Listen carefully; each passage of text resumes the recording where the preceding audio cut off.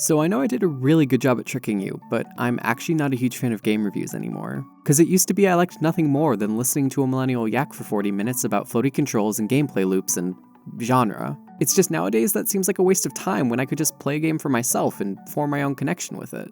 Like, Steam reviews tell me enough for me to know whether or not I want to contribute money to the gaming industry's decreasingly sustainable business model. I don't also have to hear about why difficulty options inherently destroy the purpose of a game from people who can't look past the first 3 letters in the word misanthrope before having a panic attack and think an S rank is a suitable replacement for being socially adapted. That's not to say reviews are inherently bad content, though. They can do a really good job at conveying the passion a person can have for something, and hearing someone knowledgeable in a subject can range from an interesting listen to an inspiring hook into the scene. Game reviews with serious effort can even be good stories in their own right, as long as the creator realizes the story of their personality and their viewer's connection with it is the story, and not their middle school creative writing grade plot in which a poorly veiled allegory for their least favorite games publisher tries to stop them from heroically doing YouTube.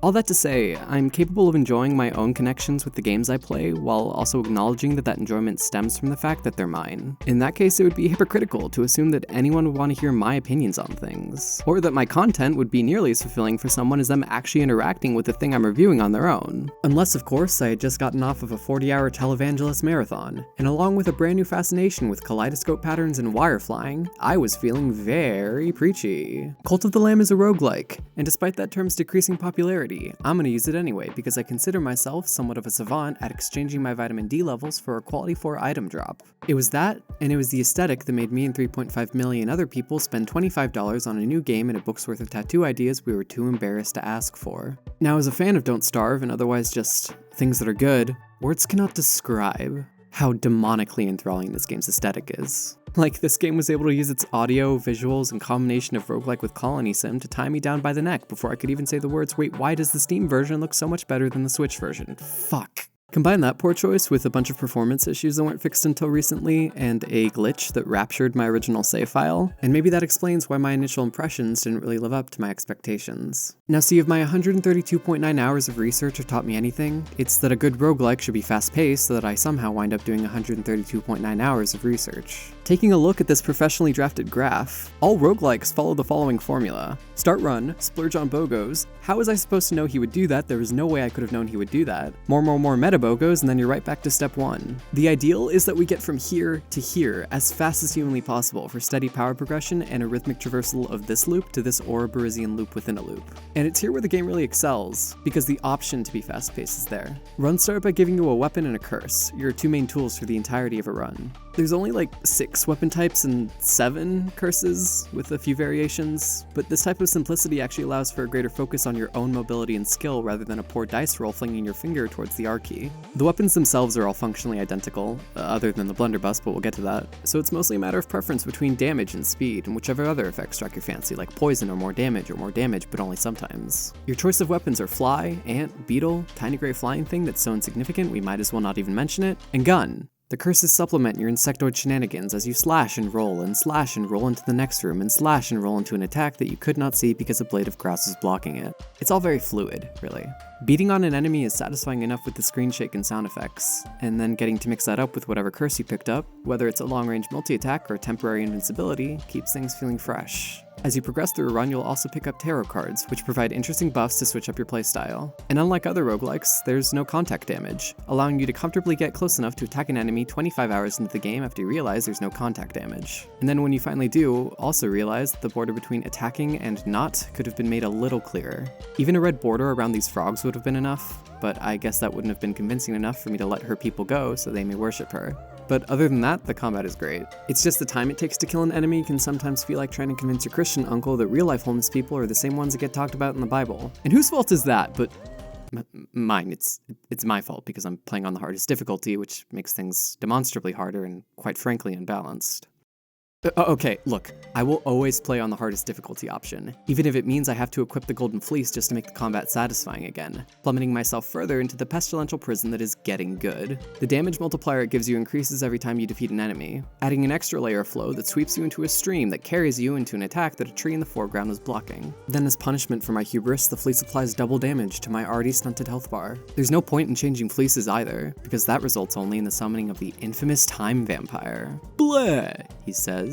I have come to convince you to get into podcasts. But I have already crawled my way out of that hole and I am never going back. Not like it matters though, because every other fleece ranges from playing with a slightly altered rule set to an incorrigibly worse one, which makes it all the stranger that you have to put in so much effort to get them by doing fetch quests. So why do I feel obligated to play like this? I mean, you can change the difficulty at any point, and there's no reward for wearing this crown of thorns. In fact, it's pretty explicitly discouraged. But that would mean choosing the easier option. And doesn't that seem... I mean, by doing it the hard way, I'm getting so much more... like the thrill of... I mean, when you really look at an S rank, doesn't it?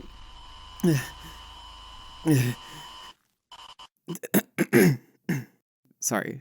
Anyway, the fluidity of the combat is encouraged by an enemy's attack getting cancelled when you hit them, encouraging a headstrong approach and creating a risk-reward type situation, which I'm sure the creators were ecstatic to add to their list of biblical and sin-adjacent imagery. Snarkiness aside, I do genuinely enjoy the structure of the combat, even despite a few questionable decisions like the low rate that fervor drops at. So you need fervor to use your curses, which makes sense, tentacle fetishists should never be allowed to fulfill their fantasies uninhibited. But the fact that you can so easily run out of fervor for extended periods of time means us reasonable people don't even get to dabble. Then there's heavy attacks and shielded enemies, which are so antithetical to the idea of fast-paced gameplay that any room with them has me getting dangerously close to looking up what Matt Mercer does beyond making guest appearances. You have to hit shielded enemies with a heavy attack before you can deal any damage to them, so you have to get up close, press the button, wait for it to come out, and then pray that earned you the right to actually attack them now and they didn't just walk away, or worse yet, hit you themselves. Some heavy attacks are more usable than others, but the ones that aren't feel like trying to convince that same Christian uncle that Jesus was an American. Yes, I've seen the paintings. They're paintings. On top of that, heavy attacks also cost fervor, creating situations where you just have to pointlessly wail on an enemy until you get another chance at pirouetting with scissors. The lag it takes to use heavy attacks is costly enough, so the fervor cost just elevates rooms with shielded enemies from an annoyance to a toll booth. It begs the question of why you should even bother unlocking heavy attacks at all when all they really do is unlock shielded enemies to drain your fervor and leave you stuck with your regular weapon. Oh, and whatever relics you picked up along the way, although the offhandedness I mentioned them with is about the same as their treatment in the game. They aren't a bad addition, but when their uses range from deal damage from flashy to oh thank god that makes up for the bullet that spawned on top of me earlier, they never really felt like an integral part of the game design. Which leads us right back to the weapons. Now if we've learned anything so far, it's the beauty of choice and the respect that each individual person's choices deserve, which is why it was a great relief to me to find out everyone agrees the claws suck. They're slow, only usable by the third hit in a combo, and their heavy attack turns rooms with shielded enemies into the Pennsylvania Turnpike.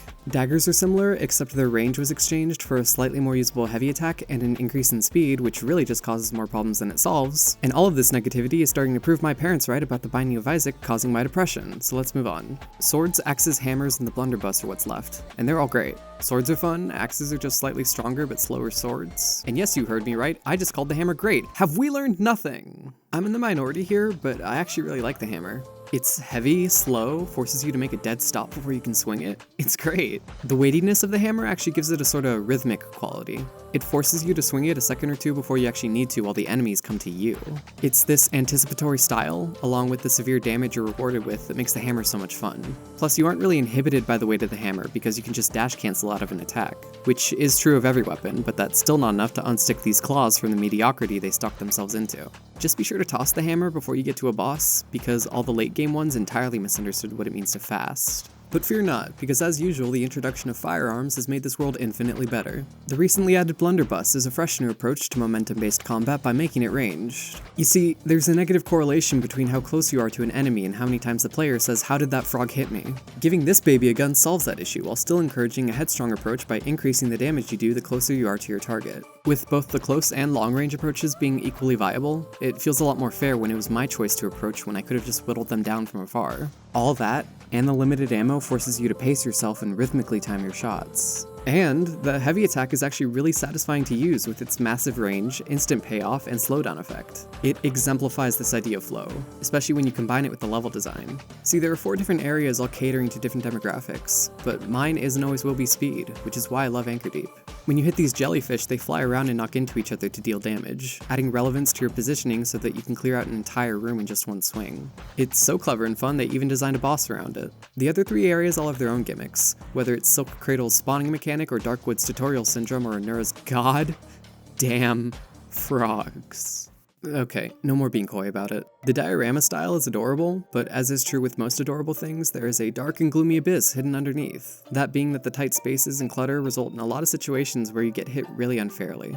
Maybe it's a metaphor for an uncaring god, and if we're gonna tackle it from that angle, it would explain the vindictive smite I feel every time there's a loading screen in between each room. Listen, my experience with game dev is relegated to those weird block programming softwares they'd make you do at camp to convince you that's what programming was. I am in the worst position to criticize a technical issue that's probably impossible to fix from a team that sacrificed their sleep over this project. But if I'm gonna martyr myself on this hill of fast-paced gameplay, then a 4 or 5 second loading screen every time you want to move on with the run is bordering on a cardinal sin. It gets worse if you need to backtrack to make sure you didn't miss out on a tarot card, although I respect the game's attempt at preventing that by signaling what the next room is based on the decorations around its entrance. It's because of that I can say you flow at least somewhat seamlessly through the levels, charting your own path to collect the resources you need along the way until you eventually reach the boss and figure maybe death can wait a little longer while you return to your fickle, needy cult. There's a whole other half to this game, as is evidenced by the title. You go on crusades to provide for your cult, and you provide for your cult so you can do better on crusades. Missions get you resources, food, and followers, which you use to build buildings, feed followers, and feed the system. And it's up to you whether I mean that as a criticism of capitalism or institutional religion. Your number of followers, as well as their loyalty to you, ties directly to your power during crusades, and the way that idea gets expressed is multifaceted. Stronger weapons, new curses, and new obtainable tarot cards are all yours if you can just convince these animal people they should be ashamed for being born, and paying taxes is the solution. Followers can also be temporarily turned into demon companions to help during crusades, used to open new areas, and once per run be sacrificed to resurrect yourself. The health you come back with is even dependent on how loyal that follower was. It's a really exciting connection that slowly fizzles out the further you go into the game, like a toddler's connection to God when suddenly free donuts in the lobby aren't enough to keep them coming to church. Everything I described before becomes irrelevant once you've extorted enough money to buy every tarot card and unlocked every area, which of course just sounds like what playing a video game is. But there's a difference between that and an ADHD trap. They happen way too quickly, and without an awful lot of effort on your end. The demon companions stay relevant, although all that really means is you need 3 high-level followers at most. The most direct relationship between crusades and followers, that being the weapon and curse unlocks you get by doing sermons, boils down to a bucket that you get to fill with a spurt from the hose once a day until eventually you've done that enough times that you can be through with it entirely.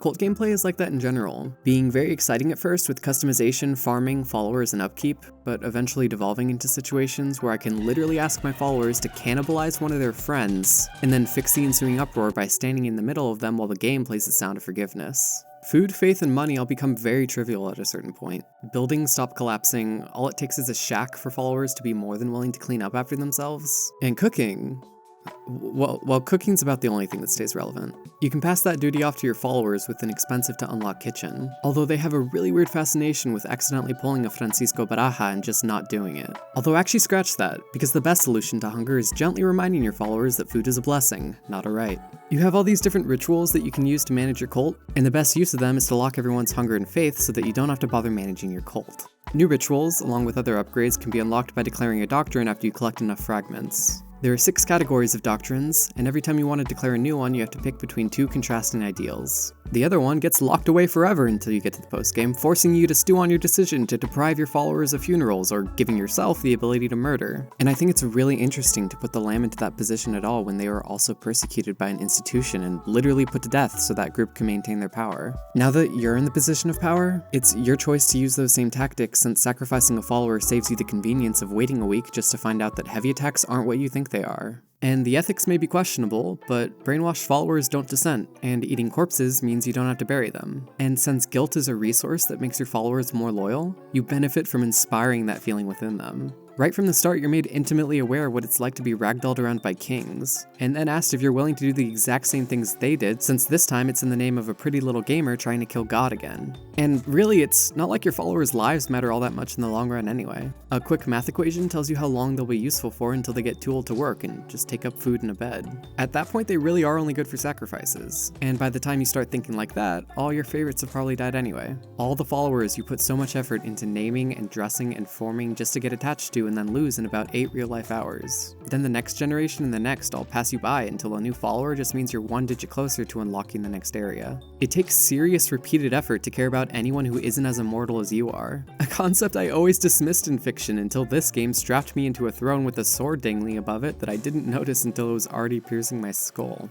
This game literally made me understand how easy it is to fall into a trap of apathy when you're an immortal dealing with glorified dolls. But when you go out of your way to care about them regardless and not call them glorified dolls, I mean, who calls them glorified dolls? The game suddenly opens up again because you're emotionally engaging with all these things that your status as an immortal intentionally distracts you from. Like how there's a very basic fishing minigame, and a dice game with a genuinely compelling mixture of strategy and luck that you can use to gamble all of your money away. And they even added a rhythm game. Developers after my own heart. I mean, it's not a good rhythm game, but it's there when it didn't have to be. And I think that exemplifies the level of passion that just oozes out of every gooey orifice this game has to offer. It makes every gamer raging nitpick suddenly fade away in the face of what this game actually is, which, in the most basic of terms, is cool. It's because these developers genuinely loved their game that a community formed around it, to the point where it isn't just the game anymore. Cult of the Lamb is also comics and animations and a rave held live in Melbourne I will forever be kicking myself for missing out on. What I wouldn't give to be part of something even half as human as a group of people shouting praise the Lamb while the rain annihilates their sound system. It's because of the way people worship around this figure that I'm willing to call it a masterpiece. And not for some artsy-fartsy 10 out of 10 walking simulators are great because they start a conversation kind of reason, but because I genuinely cannot imagine what more a piece of media could hope to accomplish than this. Everyone chooses to experience their games in their own ways, but people came around this one and turned it into a cultural event that I guarantee one day you're gonna feel nostalgic for. And what the hell does an S rank mean in the face of that? Sometimes it's just more fun to actually play the game, or interact with the community even, or customize your own experience so that one day you can look back on the month of October 2023 when you spent your Halloween having fun. And you can make your own choices, play your own games the way you want to, formulate your own opinions because mine means nothing, and I am done.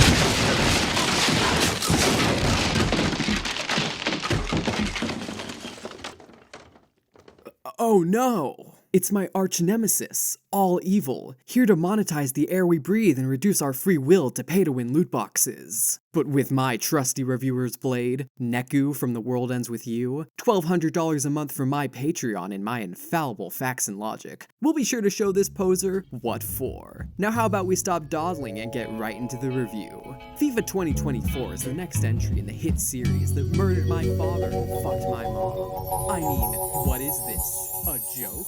'Cause I'm not.